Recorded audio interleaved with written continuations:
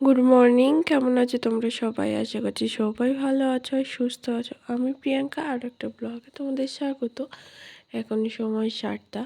তো বাসি কাজ কমপ্লিট হয়ে গেছে সব। আর এই যে চা করলাম সবার জন্য। বাবু উঠে গেছে ঘুম থেকে, অনেকক্ষণ হচ্ছে। আর দিদিমার জন্য বড় কাপে চা করেছি, দিদিমা একটু চা বেশি খায় তার জন্য। আর আমার দিদিমা দাদুর জন্য এই ছোট ছোট কাপে 2টো করে কাপ দিচ্ছি, চা খাবে সকালে। তা আর বিস্কিট। তো চলো, দাদুকে চা দিয়েছি, দাদু বাইরে আছে, দুজনকে তো চা দিয়ে দিলাম। আর বাবু এখানে দাঁড়িয়ে আছে চা খাবে বলে। আর দাদু আমাদের কাছে যেহেতু তুলো হয়েছে, তো দাদু তুলোর দানাগুলো নিচ্ছিল বাড়িতে ছড়িয়ে দেবে বলে। তো দাদুকে চা আর বিস্কুট দিয়ে দিলাম।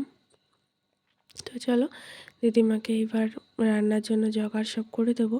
দিদিমা রান্না করবে, যেহেতু দিদিমা দাদু প্রথমবার আমাদের বাড়ি এসেছে, তো ভাবলাম একটু পিঠে করি।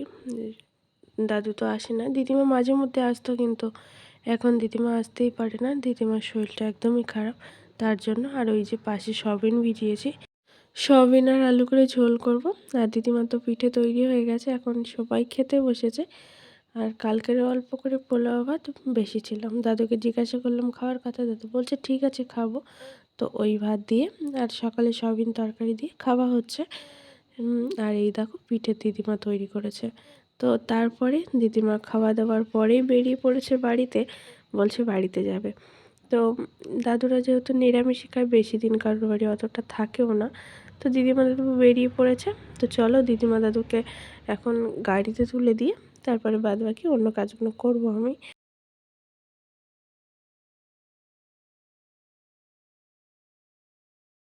দাদুরা আজকের বাড়ি চলে গেল। ঘরটা খালি খালি লাগছে ভীষণ। ছিল তো কালকে, তো একটু মানে ভীষণ একটা আনন্দ হচ্ছিল, ঘরে সবাই জমজমাট থাকলে ভালো লাগে। আর আজকের ঘরটা পুরো ফাঁকা। তো যাই হোক, এখন স্নান করে আসলাম এক্ষুনি। আর সিঁদুরটা এই যে পরে নিলাম। এবার যাবো রান্নার দিকে। দিদিমা ছিল, আমার রান্নাটা বন্ধ ছিল, মানে আমি রান্নার দিকে একদম গেছিলাম না, দিদিমাকে সব জোগাড় করে দিয়েছিলাম। আর দিদিমাই রান্না করছিল। তো দিদিমা চলে গেছে, এবার আমাকেই রান্না করতে হবে। আজকে থেকে রান্না শুরু। কে মানে আমি রান্না করতে পারতাম, আসলে দিদিমারা ভোগ দেয়, তো দীক্ষা নেওয়া আছে দিদিমাদের। মানে প্রথম রান্না করে ঠাকুরকে ভোগ দেবে, অন্নভোগ ঠাকুরকে নিবেদন করবে, তারপরে দিদিমারা খায়। তো যেখানেই যায় দিদিমারা, সেখানেই দিদিমাদের জন্য নিরামিষই সব কিছু থাকে। তো তাদের বাড়ি যেখানেই যাক, দিদিমা রান্না করে, তারপরে সবাই খাওয়া দাওয়া করে। তো চলো, আমি এখন রান্না করব, ঠিক আছে? তো চলো, পরে আসছি। রান্না হয়ে গেছে, আর এখন পিঠে তৈরি করছি। ভাবছিলাম সুজি ভিজিয়েছি, রাত্রে করব ভাবছিলাম, তো ভাবছি না রাত্রে আর করব না, দিনের বেলায় সব কাজ কমপ্লিট করে নিই। তো এই যে কড়াইয়ে দেখো বসিয়েছি পিঠে, এই যে পিঠে হচ্ছে। আর এইখানে কিছুটা করেছি, দেখো তোমাদের দেখাই, এই দেখো সুজি দিয়ে করছি। তো ভালো লাগবে, কারণ দিদিমা একদমই খেতে পারে না।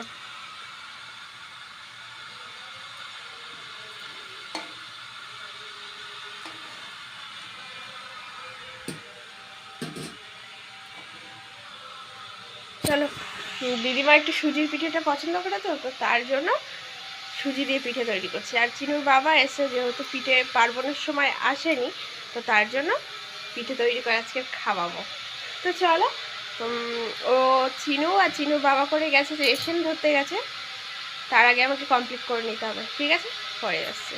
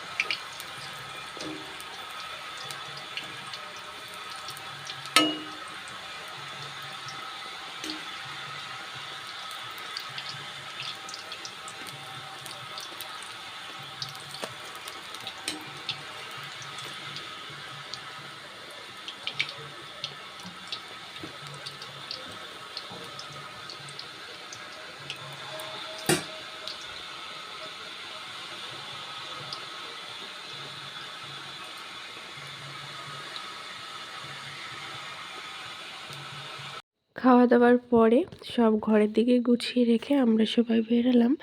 বাবুকে নিয়ে যাচ্ছি স্কুলে। কেটে স্কুলে নিয়ে যাচ্ছি বাবুকে ভর্তি করব বলে। তো তার জন্য আর এই যে চলে এসে সবার সাথে কথাবার্তা বলে বাবুকে স্কুলে ভর্তি করিয়ে দিলাম। অনেক দেখলাম বাচ্চা কাচ্চা আছে, ও সবার সাথে খেলা করবে, পড়াশোনা করবে। তো চলো তোমাদেরকে দেখাই। আর এই যে সরস্বতী পুজো হয়েছে যেহেতু, তো বিসর্জন হবে, তার জন্য বাচ্চা কাচ্চা সব খেলা করছে। আর বাড়িতে এসে চিনুর বাবা সব বইগুলোকে দেখছে যে কি কি বই দিয়েছে, আর ও সাথে আছে, সব কিছু ও দেখছে। তো চলো, তারপরে আমার একটা পার্সেল এসছে বাড়িতে। একটা অর্ডার দিয়েছিলাম পার্সেল, তো সকাল সকাল বলতে প্রায় 2টো-2:30টার দিকে চলে এসেছে। মিশো থেকে অর্ডার দিলে না প্রায় 1 সপ্তাহ পরেই আসে। আমার তো 1 সপ্তাহের মধ্যেই এসেছে, মানে 1 সপ্তাহের ভিতরেই আমি অর্ডার দিয়েছিলাম, তো তার মধ্যেই চলে এসেছে। তো চলো তোমাদেরকে ইনবক্স করে দেখাবো যে কি অর্ডার দিয়েছি আমি, ঠিক আছে।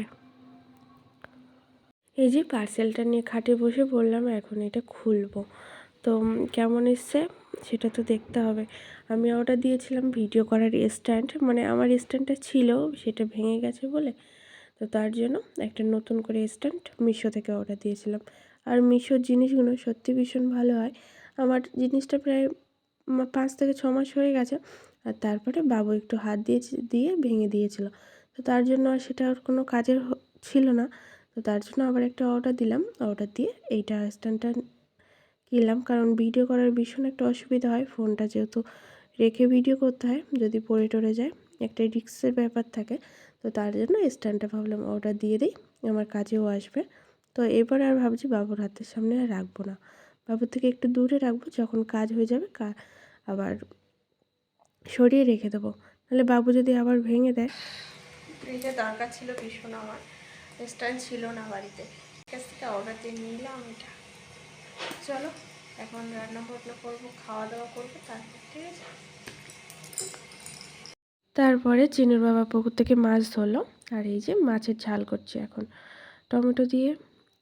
দুপুরে যেহেতু অল্প করেই তরকারি করেছিলাম, মানে ওই স্কুল থেকে এসে তাড়াতাড়ি করে অল্প করে রান্না করে দিয়েছিলাম, সে তরকারিটা এখন আর নেই। তো ফ্রিজে মাংস ছিল, তো তার জন্য একটু রাত্রে সন্ধ্যাবেলা মাংস করলাম। মাংস আজকে কষাই করবো, মানে একদম পুরো ঝোল ঝোল করছে করবো না, শুধু কষাই করে রেখে দেবো। আমাদের খাওয়া দাওয়া সব কমপ্লিট। আর চিনুর বাবা করে গেছে মেলা দেখতে গেছে। আমাদের এখানে সরস্বতী পুজোর ঠাকুরের কম্পিটিশান হয়, তো ওইখানেই গেছে। রাত হয়েছে বলে আমি যাইনি, তো ওরা দুজনেই গেছে। আমরা দুজন বাড়ি আছি, আমি আর দিদিমা। তো আমার ঘরে বিছানা হয়ে গেছে, আর দিদিমার ঘরে দিদিমা বিছানা করে নিয়েছে। তো আমি মানে যাবো ভাবছিলাম, কিন্তু যদি আমি চলে যাই তো দিদিমাটা একা বাড়িতে থাকবে, তো তার জন্য ভাবি তোমরা দুজন যাও, আমরা দুজন বাড়িতে আছি। তো আজকে তো চিনুকে স্কুলে ভর্তি করে দিলাম, এখন ওকে এবার প্রতিদিন নিয়ে আসা নিয়ে যাওয়া এটাই করতে হবে। আর ও এখন ছোট আছে, তো দেখি চিন্তা ভাবনা করি সব দিকে। আর স্কুলে তো ভর্তি করে দিয়েছি, পড়াশোনা চালু। ওর শনি রবিবার করে ছুটি থাকবে, আর সোম থেকে শুক্র অবধি স্কুলটা হবে। তো আমাকেই নিয়ে যেতে হবে, নিয়ে আসতে হবে।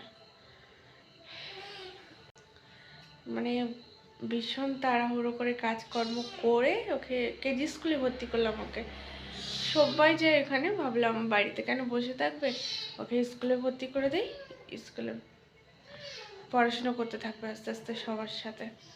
তো চলো বন্ধুরা, আজকের মতো ভিডিওটা এখানে এন্ড করছি। দেখা হচ্ছে আগামীকাল ভালো কোনো ব্লগের সাথে।